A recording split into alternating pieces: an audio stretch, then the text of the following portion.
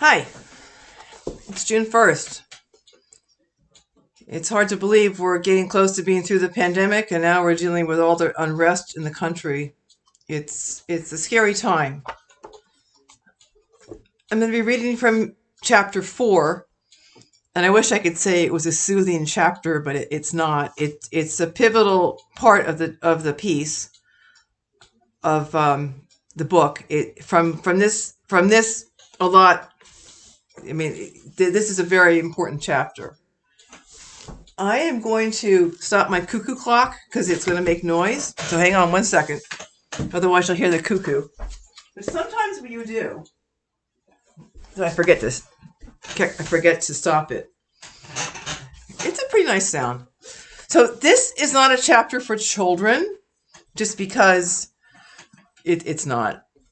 And you're going to be mad at me probably, but this is the way I'm a bit. When I write, I sort of see it. I'm a Stephen King. I read his book he wrote this great book on writing, and he said that he's an organic writer, and I'm reading along. My daughter Laura had said, given me this book, and it made a lot of sense to me, this book.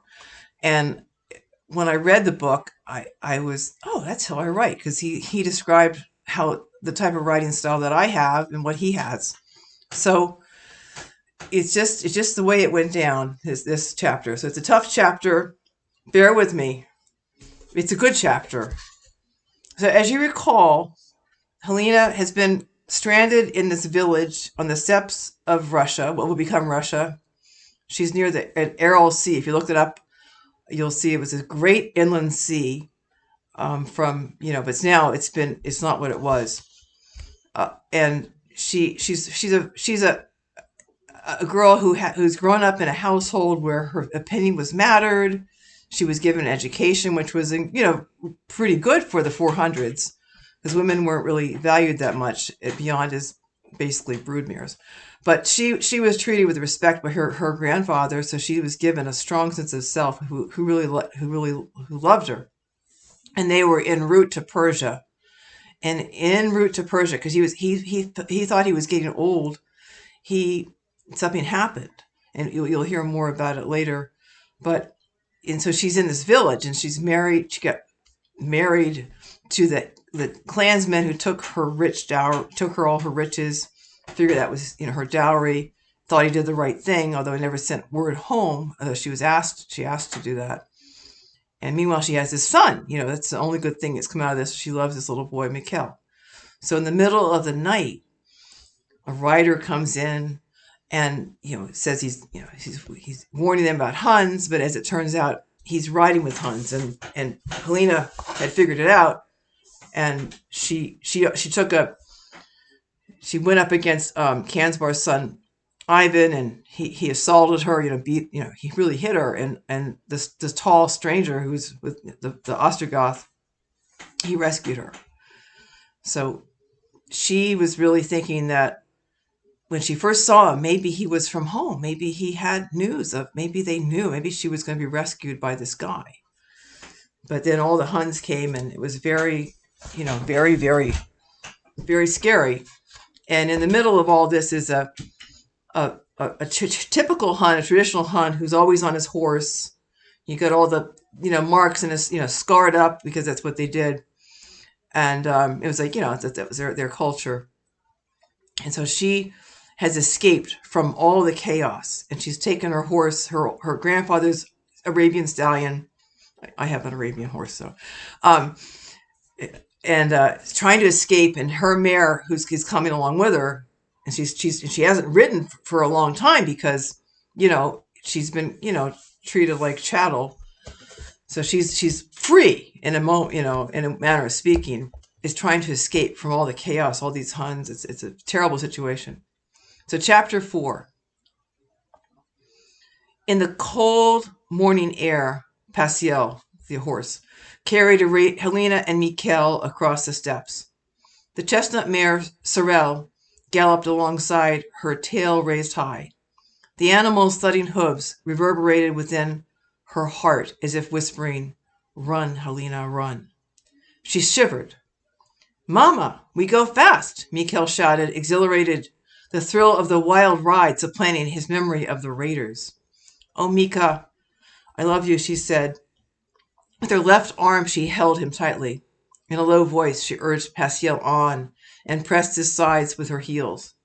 Instantly, he stretched out into a full run. Unburdened by a rider, the mare easily pulled ahead. A bird called, awakening in the early dawn. A small herd of antelope interrupted their grazing to watch the two horses racing the wind. Her muscles aching, Helena struggled to stay mounted. Horrible screams coming from the village trailed after them. The awful clamor was punctuated by an eerie, masculine roar. Her skin crawled. Only the heat of Pasiel's body and her racing heart kept her teeth from chattering with terror. "What's that, Mama?" She kept her voice level, protecting him. "I don't know, Mikhail." Helena scanned the horizon, searching for a place to hide, but the rolling steppes offered nothing, not even a gully. Though needing the cover of darkness, she longed for the sun. In the dim light, Pasiel could stumble into a foxhole, falling or even breaking a leg. She forced herself to trust his instincts, yet listened closely for any sound of chase. The beat of a galloping horse was unmistakable. She wanted to believe that it was only an echo of Pasiel and the mare, but could not hide from the truth. Someone was gaining on them.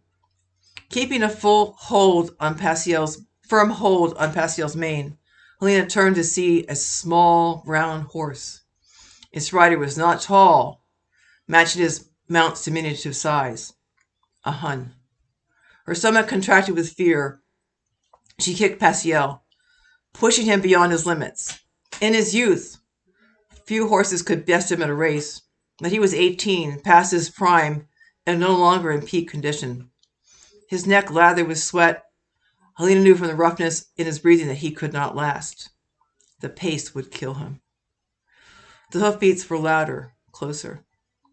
She spied a clump of straggly bushes. "Mikhail, I'll hide you and lead the horsemen away." "No, don't leave me. I don't know what to do," she whispered with panic to herself. The bushes vanished behind them. Their pursuer's horse pounded a scant few strides away. Lena turned and saw Grilia, his face intense with animation. Horror steeled her resolve. Driving her left leg against Pasiel's side, she made him spring right. The Hun's mount easily duplicated the maneuver. Grilia laughed with raw glee. Helena was aware of everything. The pressure of Mikhail's body against her arm, the ache in her cheek from Ivan's fist, the smell of her own fear, even the colors in the sky as the sun emerged from its bed. Never before had she felt with such vividness what it meant to be alive. Grilia's voice slashed at her essence, taunting her in Gothic. "I've kept myself for you. The others will wait." Hate crystallized her courage. All at once, Helena visualized one of her knives deep in his stomach, the other in his throat. The image muted her panic. Suddenly his horse was at her left, breathing hard. As she faced her attacker, his forearm cracked her shoulder. The blow pushed her off balance, making her lose her precarious seat on Pasiel. Desperately, she tried to stay on, but he was slick with sweat. With no saddle to anchor her, the combine of Helena and Mikhail worked against them. They fell hard. Impact was sudden. The grass-covered ground was uncompromising. Helena cushioned Mikhail with her body, knocking the breath from her lungs. Involuntarily, she let go of him, and he flew from her arms. To recover, she needed to lie still just for a few moments, but time had become a luxury. Just a few feet away, Mikhail lay on the ground motionless. At a gallop, Grilia wheeled his horse into a tight circle, coming at her. Pasiel just started to swing back. In her heart, she knew he would be too late. She inched toward her son, dragging her stunned and bruised body across the ground. Each movement was agony. She whispered, "Mikhail." But he was still, eyes closed. Then Grilia was upon them, his horse's hoofs flashing, pounding hard. She saw death. Instead, the Hun leaned down and reached for her son. As Grilia lifted him, love lent her strength. She leapt and clutched Mikhail by the thigh. The Hun placed the boy across his saddle, stomach down, and her hand slipped to Mikhail's ankle. He woke and began to cry, high and piercing. Each frantic scream ripped at her heart. The brown horse ripped forward, dragging Helena, the soles of her feet bouncing on the ground. Grilla fixed his eyes on her. Let go before you hurt him. She held on, her whole being becoming the hand clinging to her son. The Hun twisted her fingers, forcing them back, and her hand fell away. She cried out, her fist clenched at air, then nothing. The coarse dry grass scraped her cheek and nose. She lay on the ground, incapacitated, feeling the earth rumble underneath with hoofbeats, both near and far. Warm breath blew against her neck. Helena turned with frantic fear, only to see the white horse above her. Pasiel!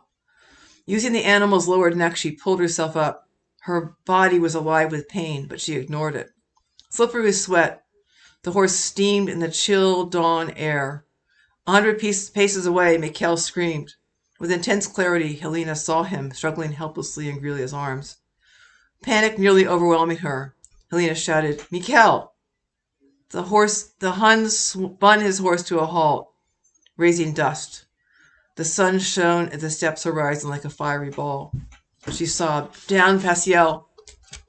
He obeyed, but Helena, weakened by her injuries, could scarcely mount. Grilia jumped down, dragging Mikhail, his small face contorted with terror. Bite him, Mikhail! She shouted astride Pasiel. She kicked her horse until he bolted forward toward her son. Grilia's lips contorted into a smile. He lifted the child by the hair, raising his feet from the ground, negating resistance. Mikhail's frantic screams became frenzied, striking his mother's heart. With desperation, she shouted in rough Gothic, No, don't hurt him. Take him. Take me, not him. Grilia made a horrible noise, a cross between a howl and a cackle. His arm before him, the Hun raised Mikhail higher, stretching his curly hair, and drew his sword. Remembering Ivan and that same blade, Lena's mouth opened, but her throat was still and soundless. Tears blurred her vision, but not enough to shield her from the sight of Mikhail's face distorted by a primal animal fear. Too afraid to scream, he whimpered. She rushed closer, uttering sounds like a roar. The Hun's laughter deepened. As with Ivan, Grilia held up his weapon in readiness for its deadly descent. Not believing what she saw, she begged, Please, no. Mikhail screamed, Mama. With a hum, the sword whistled downward, cutting the air, meeting Mikhail's neck with a grisly thump, snapping his spine. The body dropped to the ground. Grilia elevated Mikhail's head in triumph, his shout climatic. Sobbing, Helena continued her charge. The Hun stared at her, his smile welcoming. In an instant, he swept to his horse, making it sidestep to the right. No match for the large pony's agility. Pasiel swept forward, running flat out and missing him. In moments, Grilia was alongside, his arms reaching for her. Without a thought, Lena sat back hard, giving Pasiel the command to halt. He obeyed, his black leg sliding. Outmaneuvered, the Hun ran on a few strides. As Grilia wheeled back, he shouted, Now for you! Helena had passed beyond fear. As the horses pounded across the steps, she thought no further than her dagger in his throat. She refused to recognize Mikhail's head as a trophy Grilia held up to the sun. His horse neared, barely winded, in stark contrast to Pasiel, who labored for each breath. Though tears wet her cheeks, they were not for her. She did not care about her future, only the past, only Mikhail. He stretched his arm and grabbed her long hair. As he pulled, her scalp burned with agony, but the pain was not hers. She struggled, but a response came from her body's need to survive, not her mind. Again she sat back on Pasiel, her weight telling him to stop. But Grilia was not fooled by the same ploy. Remaining abreast, he laughed and pulled her toward him. Then dangles Mikhail's head before her eyes, taunting her. The white stallion snorted with fear at the odor of a fresh kill. As she gazed at Mikhail's remains, fury transformed her. She screamed not from helplessness, but rage. Reaching for the dagger at her knee, she pulled it from its sheath and plunged it deep into Grilia's forearm. With a howl, he released her. She extracted her knife with a sharp downward thrust. The Hun grunted with pain. Shifting her weight to the left, Lena urged Passio away, but the Hun grabbed her waist, dragging them to the ground. He reeked of blood. They landed together in a heap. At impact, he lost his grip on her torso. She rolled away and managed to pull herself to a stand. She faced him, dagger glinting in hand, miraculously unwounded by her own blade during the fall. His luck had held as well. He rose to his feet, brushing him off with deliberation. Off his horse, he was not as agile. No more games, woman, he sneered rather than smiled. Valamir will suffer when he discovers what is left of you. His thigh oozed from Ivan's wound. His forearm bled bright red, but none of his movements betrayed pain. With silent desperation, Lena clenched her weapon. As he unsheathed his sword, the sound hurt her teeth. Then quickly, with the flat of his blade, he struck her hand hard. From the force of impact, her palm opened, and the dagger dropped to the ground. She stared at it, golden in the sunlight. Suddenly, the tip of Grelia's sword pricked under her chin. The Hun's eyes bored into her, alive with an intense, fanatical light. Useless, her right hand throbbed with pain. Without thought, she slipped the left one to her pocket, to the remaining knife, small and sharp. Locking eyes with her tormentor, she frantically worked to free her weapon from its wrappings. At the same moment, her mind wondered if death would be sweet. With a smile, Grelia gloated, savoring his victory. Though her cheeks were gritted with dust smeared with tears, her eyes were dry and watchful. Plead with me for mercy, bitch. Perhaps when I finish with you, I'll grant you an easy death. She stared, offering no reaction. He dug the point of his sword deeper, drawing more blood. Her eyes dropped to the silver blade. Unable to move, she stood still, barely breathing, her hand clutching her hidden knife. While keeping the pressure of his sword on her, he positioned himself behind her. He tightened his hold. Suddenly she felt her grandfather's presence. This was not the gentle love which she had known so well as a child. It was different, dark, incomprehensible, and raw with menace. Words formed within her throat, not of her own volition, but from someplace else. I'll destroy you, Grelia, she said in a harsh voice not her own. What? The Hun laughed, an ugly sound. You threaten me? Then pounding hoofbeats diverted his attention, lessening the pressure of his arm and sword. Her right elbow jammed into his ribs as her heel slid down his shin and landed hard on the top of his foot. He swore with pain as she spun from his grasp. She ran towards Pasiel, but a horse and rider intercepted her path. Hands lifted her up, sweeping her off the ground. Thinking of her knife, she looked at her new assailant. Instead, she saw Valamir. She felt nothing. No gratitude, no anger, not even hatred. Only deep fatigue. She trembled. On horseback, Grelia raced after them, but Valamir halted his roan to wait for his adversary. He positioned her behind him. Hold on, Helena, he said. Her hands remained limp at her sides. Gently he wrapped them around his waist, holding her wrist with his hand. Grelia roughly reined his horse in, forcing the animal's mouth to open from the pressure. I wasn't finished with her, Valamir. Where's the boy? Grelia laughed. In 2 pieces. Valamir was silent for a few heartbeats. Helena whispered to herself in Persian, her first language, the language of her cradle. He's dead. You bastard! He was under my protection. If you weren't Attila's cousin, you'd die today, Valamir shouted. Fine talk, but who gave you the right to take the pick of the women? Then come closer, Grelia. Fight for what you want. The Hun hesitated, shrugging his shoulders with a grimace. What's one woman in a village of so many? Then you best hurry, Valamir said with a nasty edge to his voice. I wonder how many have covered Maga. She was the first to be naked. Maybe there's some left for you. The sons of whores. They knew she was mine. Creating a cloud of dust, he whirled his horse in a circle and galloped towards the village. Valamir watched him as he grew small in the distance. Satisfied they were alone, the Goth dismounted and then lifted Helena down. Her mind reeled. She did not understand how she could be alive. It made no sense. Valamir's face was shuttered, but his blue eyes were bright with compassion. The sun had risen, the blue sky promised a clear day. In the dips of the undulating plain, frost shaded the grass. Lena began to shake. The Goth touched her bruised face. You shouldn't have run. I'd kept you both safe. Unable to speak, she sat. Her head lowered, she crossed her arms over her chest and rocked herself as if she would a child. She cried. He sat beside her. Tell me what happened, Lena. In the distance, the screaming from the village continued. Nearby, Pasiel and his mare cropped grass peacefully, while Valamir's horse grazed, moving toward them, making a bid for company. What happened to your boy? Ignoring him, she searched her eyes for the site of Mikkel's execution. Unable to find it, she stood in an attempt to walk. Her legs buckled. She cradled her face in her hands. Valimir spoke in careful Greek. Please talk to me, Helena. He spoke of a child.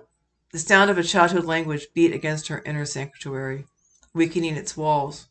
She needed to share the horror with anyone, even an enemy. Her voice tight. She muttered in Greek. He killed him, cut off his head for nothing, a little boy.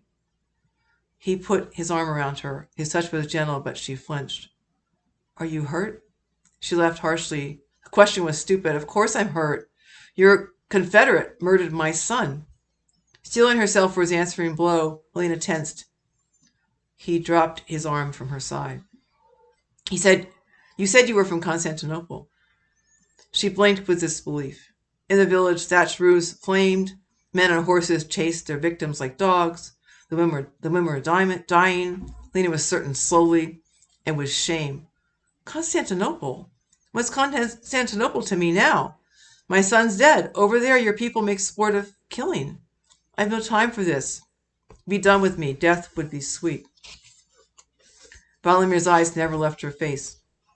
His soft words were an assault. I'm sorry for your loss.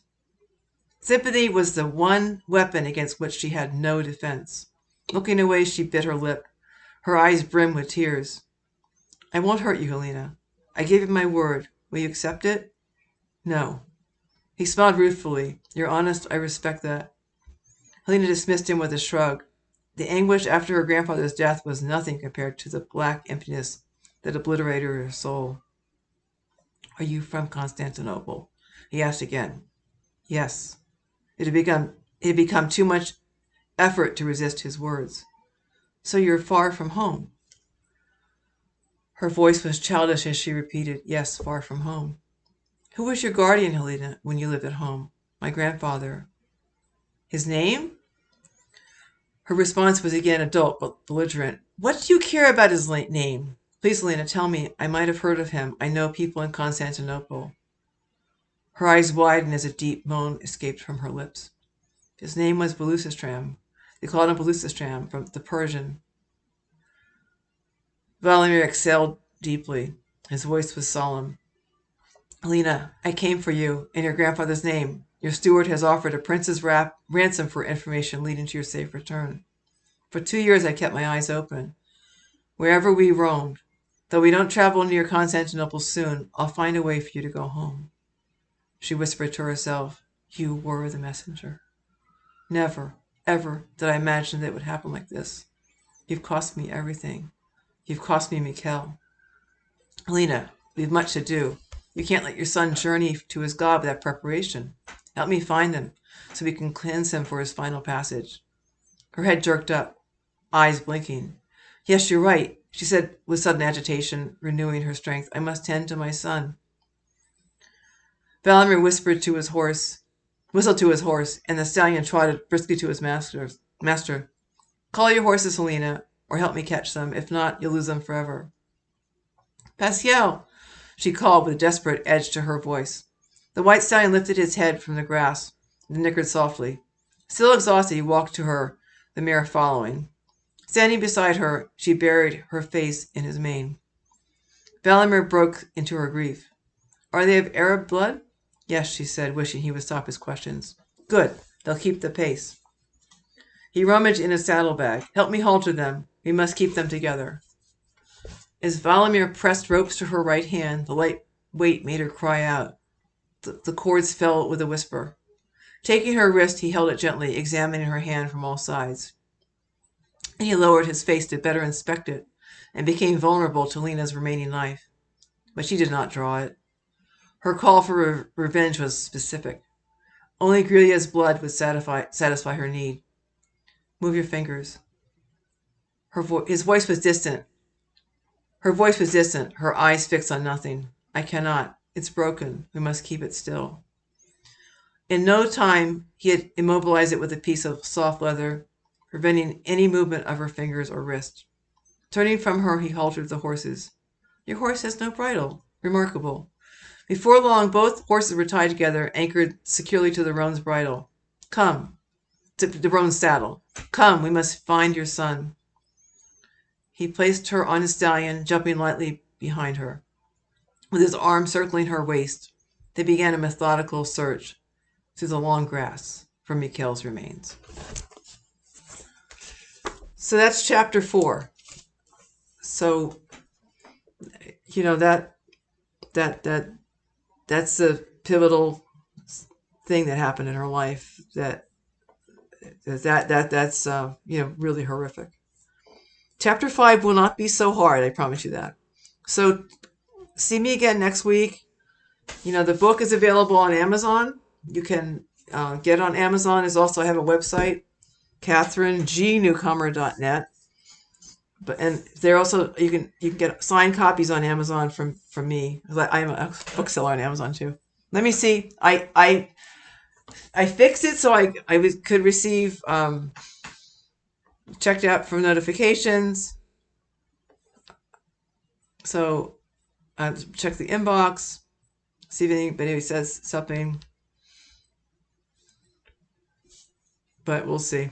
If you have any questions, you can always email me, message me ahead of time, and I'll be glad to answer your questions. As part of the reading. I look forward to seeing you next week, and you can check my Facebook page, and I'm on YouTube, as you know, and please subscribe, and have a safe night. We're going through some troubling times. You would think that the 400s you could expect such chaos. You just don't expect this to be so chaotic today in 2020. Take care and be safe. Thanks for tuning in. I'm going to stop streaming. Take care. Bye.